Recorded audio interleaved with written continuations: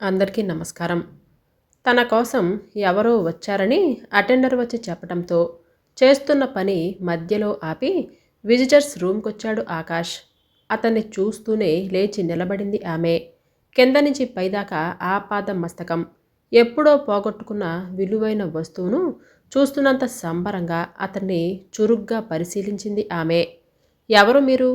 మీకు ఎవరు కావాలి అని అడిగాడు ఆకాష్. నాకు ప్రకాష్ గారు కావాలి బాబు. ఆయన్ని ఒక్కసారి చూసి మాట్లాడాలి. ఆయనకు మీ వయసు బంధువులు ఎవరూ నాకు తెలిసిలేరే. ఆయనకు మీరేమవుతారు? ఆయన నాకు తాళి కట్టిన భర్త. అంటే మీరెవరు? బాబూ, నేను సావిత్రిని అని మీ అమ్మను అనబోయి ఆగిపోయింది. ఇన్ని రోజుల తర్వాత కొడుకునైన నేను మా నాన్నగారు గుర్తుకొచ్చామన్నమాట. ఆయన మిమ్మల్ని చూడరు. మీరు చనిపోయారు అని ఆయన అనుకుంటున్నారు. ఇక నా దృష్టిలో అసహించుకునే పదం ఏదైనా ఉంటే అది అమ్మ అనే పదం మాత్రమే. ఆ పేరు పెట్టుకొని ఎదురుగా నిలబడిన మీరు దయచేసి మరొక్కసారి రావద్దు. మీతో ఇలా మాట్లాడుతున్నాను అని అంటే అది మా నాన్నగారు నాకు నేర్పిన సంస్కారమే. ఇక మీరు వెళ్ళొచ్చు ఎర్రబడిన ముఖంతో అన్నాడు ఆకాష్. ఆమె కళ్ళల్లో సుడులు తిరిగిన కన్నీళ్ళు. అవి ప్రయోజకుడైన కొడుకును చూసిన తాలూకు ఆనంద అశ్రువులో. గుండెలు చీల్చేలా మాట్లాడిన అతని మాటలు చేసిన గాయాల వలన బయటకొచ్చినటువంటి దుఃఖపు అశ్రువులో తెలియదు కానీ కొంగుతో కన్నీళ్లను తుడుచుకుంది ఆమె. బాబూ, పోనీ నాన్నగారితో మాట్లాడను. ఒక్కసారి దూరం నుంచే చూసిపోతాను. ఈ జీవితానికి ఒకే ఒక చివరి కోరిక ఆయన పాదాలను నా కన్నీళ్లతో కడిగి మౌనంగా నమస్కరించుకొని వెళ్ళిపోతాను. ఈ ఒక్క కోరిక కాదనకు అని అంది ఆమె ప్రాధేయపడుతున్నట్లుగా. తల్లిగా మీరు నాకు చేసిన ద్రోహానికి మీకివ్వకూడని అవకాశం కూడా అది ఒక్కటే. మీరు అవకాశవాదులు. ఎక్కడైనా ఎలాగైనా బతికేయగలరు. మమ్మల్ని జీవశ్చవాలుగా చేసినట్లుగా మరెవ్వరినీ చేయకండి, వెళ్ళండి అని ఆమె సమాధానం కోసం కూడా చూడకుండా అక్కడి నుంచి నిష్క్రమించాడు ఆకాష్. ఆమె ఆశ్చర్యపోలేదు. గుండెలవిసేలా తల చేత్తో పట్టుకొని ఏడుస్తూ కూర్చోలేదు. చెమరుస్తున్న కళ్ళను మాటిమాటికి ఒత్తుకుంటూ తన చేతి సంచిలో నుంచి కొన్ని కాగితాలు తీసుకుని అక్కడే కూర్చొని రాయటం మొదలుపెట్టింది. సుమారుగా గంట తర్వాత రాయటాన్ని పూర్తి చేసి సంచిలో నుంచి కవర్ తీసి రాసిన కాగితాలు అందులో ఉంచి జిగురుతో అంటించి పైన ఆకాష్ పేరు అడ్రస్ రాసి పోస్ట్ బాక్స్లో వేసి అక్కడి నుంచి నిర్లిప్తంగా వెళ్ళిపోయింది ఆమె. ఆకాష్ తన సీట్లో నుంచి బయటకొచ్చి కూర్చున్నాడు. చాలా అసహనంగా ఉందతనికి. అమ్మట అమ్మ. వయసు తిమ్మిరి తీర్చుకోవటానికి పెళ్ళి పిల్లలు. ఇలాంటి వాళ్ళు అమ్మ అనే పదానికి అనర్హులు. పిచ్చి పిచ్చి ఆలోచనలతో అతని తల పగిలిపోసాగింది. పని మీద ఏకాగ్రత లేకుండా పోయింది. మనసు బాగోలేనప్పుడు చేస్తున్న పనిని ఆపి కళ్ళు మూసుకొని ప్రశాంతంగా దైవం మీద మనసు లగ్నం చెయ్యి అన్న తండ్రి మాటలు గుర్తుకొచ్చాయి. ప్రశాంతమైన మనసుతో కళ్ళు మూసుకున్నాడు. బాబూ అని పిలుస్తున్నట్లుగా ఆమె రూపమే. అమ్మ. ఎంత కమనీయంగా ఉంది ఆమె రూపం. పండిన తమలపాకుల, అచ్చమైన పార్వతీదేవిలా, నిండు పండు ముత్తైదువులా సుమారు 4-5 సార్లు ప్రయత్నం చేశాడు. ఆమెను మరిచిపోదామన్నా ప్రతిసారి ఆమె రూపమే. ఈసారి మాత్రం ఆమె రూపం రాజరాజేశ్వరి మాత రూపంగా రూపాంతరం చెందటంతో వెంటనే తండ్రికి ఫోన్ చేశాడు. అవతల నుంచి హలో అని వినపడగానే, నాన్నగారు, నేను ఆకాష్ని. భోజనం చేశారా? మందులు వేసుకున్నారా? మీకొక విషయం చెప్పాలని ఫోన్ చేశాను. చెప్పు నాన్న. మీరు కేకలేస్తారు అని భయంగా ఉంది. అవతల నుంచి గంభీరమైన నవ్వు. నిన్న కేకలు వేయనులే, చెప్పు. మీ భార్య బతికే ఉన్నారు. ఒక్క క్షణం మౌనం. ఆకాష్, ఏంట్రా నువ్వంటుంది? సావిత్రి. సావిత్రి బతికే ఉందా? ఎవరు చెప్పారు నీకు? ఆయన మాటలలో ఉద్వేగం అతన్ని కలవరపరిచింది. మీరావేశపడకండి నాన్న, ప్రశాంతంగా వినండి. ఆమె ఇంతకుముందే నా ఆఫీస్కి వచ్చారు. చివరిసారిగా మిమ్మల్ని ఒక్కసారి చూడాలి అని అడిగారు. దానికి నేను వీల్లేదు, వెళ్ళిపోమన్నాను. వెళ్ళిపోయారు. బాబూ, ఆమె నీకు అమ్మ కదరా, వేదన నిండిన కంఠంతో అన్నారాయన. అందుకే నన్ను మిమ్మల్ని నిర్దాక్షిణ్యంగా వదిలేశారావిడ. మనం అనుభవించిన క్షోభ ఆమెకు తెలియాలనే అలా మాట్లాడాను. నేను చేసింది తప్పంటారా? ఆయన గొంతు సవరించుకున్నారు. ఉరిశిక్ష వేసిన ఖైదీని కూడా ఉరి తీయబోయే ముందు నీ ఆఖరి కోరిక ఏంటి అని అడుగుతారు. నువ్వు నువ్వు తప్పు చేశావు బాబు. అమ్మ అమ్మ మనసును గాయపరిచావు. ఆమెను వెళ్ళి పొమ్మనకముందే ఒక్కసారి నాతో ఫోన్లో మాట్లాడించాల్సింది. అంతా నా దురదృష్టం అని ఆయన బాధగా నిట్టూర్చి ఫోన్ పెట్టేశారు అని అర్థమైంది. ఆయన ఎప్పుడూ అంతే, అతి తక్కువగా సూటిగా మాట్లాడతారు. అనంత భావాలని అల్ప అక్షరాలతో వ్యక్తం చేస్తూ నేను తప్పు చేశానన్నమాట. ఒకసారి ఆయనకి ఆమెను చూపించాల్సింది. బాధతో కణతలను నొక్కుకున్నాడు ఆకాష్. సాయంత్రం ఇంటికి వెళ్ళాక తండ్రిని బాధ పెట్టాను అనే భావనతో అతని మనసు బాధపడుతూనే ఉంది. మరుసటి రోజు తన టేబుల్ మీదకు వచ్చిన కవర్ని చించి దానిని చూసి అది ఆమె రాసింది అని గ్రహించి ముక్కలు చెయ్యబోయాడు ఆకాష్. మరణశిక్ష పడ్డ ఖైదీని కూడా అన్న తండ్రి మాటలు గుర్తుకొచ్చాయి అతనికి. ఎందుకో ఏ పని ఆవేశంగా అనాలోచితంగా చేయబోయినా తండ్రి చూపుడు వేలుతో హెచ్చరిస్తున్నట్లుగానే అనిపిస్తుంది అతనికి. ఎంతో జాగ్రత్తగా ఏకాగ్రతతో ఆ ఉత్తరం చదవసాగాడు. అందులో ఇలా ఉంది. చిరంజీవి ఆకాష్కి అమ్మ మనస్ఫూర్తిగా ఆశీర్వదిస్తూ వ్రాయనుది. అమ్మ అనే పదం పట్ల నువ్వు ఎంతో యావగింపు కలిగేలా స్థిరమైన అభిప్రాయం ఏర్పరచుకోవటంలో నా పాత్ర కూడా ఉంది బాబు. నా జీవితాన్ని శాసించిన వాళ్ళందరూ మగవాళ్లే. వారికి వత్తాసు పలికి నేనేదో తప్పు చేసిన దానిలా సాంప్రదాయాలు కట్టుబాట్లు అని అంటూ నన్ను బంధించిన నా సాటి ఆడవాళ్ళు ఆ మగవాళ్ల చేతుల్లో బానిసలే. దేశానికి స్వాతంత్ర్యం వచ్చినా ఈనాటి వరకు 100కి 90% కుటుంబాలలో స్త్రీకి స్వేచ్ఛ రాలేదు బాబు. ఆనాడు అభంశుభం ఎరుగని 5 ఏళ్ల పసిబిడ్డవి నువ్వు.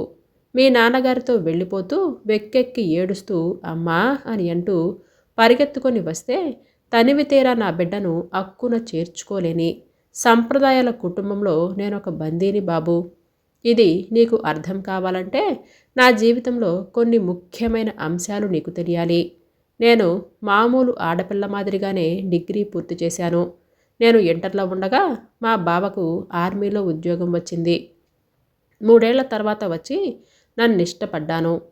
నా నిర్ణయం తెలిపేలోగానే దాని ముఖం దానికేం తెలుసు లాంటి వ్యాఖ్యలతో నన్ను అతనికిచ్చి పెళ్లి చేశారు. పెళ్ళై వారం తిరగకుండానే ఆయన పై అధికారుల నుంచి తక్షణమే బయలుదేరి వచ్చి డ్యూటీలో చేరాలి అని పిలుపు వచ్చింది. ఆ రోజే మా శోభనం. అది జరగకుండానే ఆయన ఉద్యోగానికి వెళ్ళిపోయారు. మా ఇంట్లో మగ పెద్దలు చెప్పిందే వేదం. తాము చేసేవన్నీ ఒప్పులే అన్నది వారి అహంకారం. వాటికి సగం ఇంట్లో స్త్రీలందరూ మాడి మసైపోవలసిందే, కానీ ఎవ్వరూ ఎదురు చెప్పటానికి వీల్లేదు. వారి అనుమతి లేనిదే గడప దాటే అవకాశమే లేదు. అలా 2 ఏళ్లు గడిచాయి. పాకిస్తాన్లో జరిగిన యుద్ధంలో ఆయన మరణించాడు అనే వార్త వచ్చింది. ఆ వార్త విన్న మా అమ్మ ఏ అచ్చటా ముచ్చటా తేరని పిల్ల, 100 ఏళ్ల జీవితం నాశనమైపోయింది అన్న దిగులతో నెల రోజులలోనే మరణించింది. దాన్ని తట్టుకోలేకపోయినా మా నాన్నగారు మా మామగారి కాళ్ళావేళ్ల పడి బతిమలాడారు. దానికి ఎలాగైనా సరే మరొక పెళ్లి చేయండి అని ఏడ్చారు కూడా. ఊరి పెద్దైనటువంటి మా మామగారు తాను చెప్పినట్లు వింటారని మా గ్రామంలో ఉపాధ్యాయుడిగా పనిచేస్తున్నటువంటి మీ నాన్నగారిని పిలిపించారు. జరిగింది దాచకుండా ఆయనకు చెప్పారు. విశాల భావాలు గల ప్రకాష్ గారు నన్ను మనస్ఫూర్తిగా అంగీకరించారు. సాదరంగా వారి జీవితంలోనికి ఆహ్వానించారు. రాయిలాంటి నన్ను తన సాంగత్యంతో అహల్యగా తీర్చిదిద్దారు. అంతవరకు జీవితంలో అనుక్షణం ఎన్నోసార్లు నిరాదరణకు గురై దాదాపు చదువుకున్నా సరే ఆడ బానిసల యంత్రంలా పనిచేసుకోవటమే తప్ప ఒక చిన్న కోరికను కూడా బయట పెట్టుకోలేని నేను ఆయన ప్రేమ ఆదరణలో నన్ను నేనే మర్చిపోయాను. ఆయన చేతుల్లో పెళ్ళన గ్రోవినై వాలిపోయాను. మా అన్యోన్య దాంపత్య ఫలితంగా నువ్వు పుట్టావు. 5 ఏళ్ళు నీ ఆలనా పాలనతో ఎంతటి అమ్మతనాన్ని అనుభవించానో ఆయన అనురాగాన్ని కూడా అంతగానే పొందాను. వాటి బలంతోటే ఇన్నేళ్ళు బతికాను. సరిగ్గా ఆ మత్తులో ఉండగా నన్ను నిన్ను తీసుకుని ఇంటికి రమ్మని మామగారు మీ నాన్నగారికి కబురు చేశారు. అనుకోని ఈ ఆహ్వానం ఏమిటా అని అనుకుంటూ వెళ్ళాం.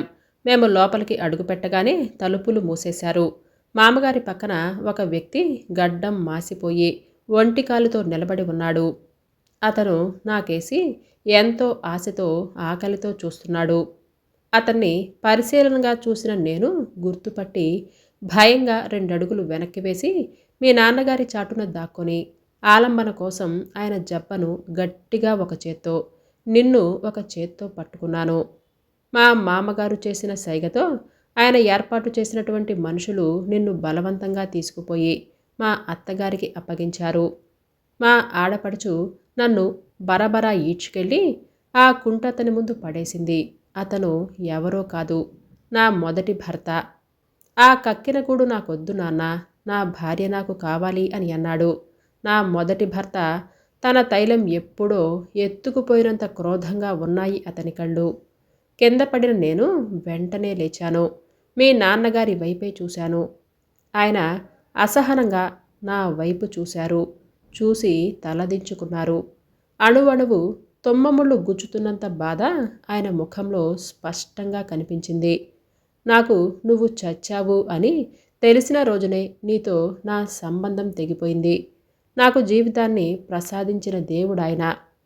ఆయన నుంచి నన్నెవ్వరూ విడదీయలేరు అనేసి వేగంగా పరిగెత్తుకుంటూ వెళ్ళి నా భర్త అయిన మీ నాన్నగారు ముందు నిలబడ్డాను.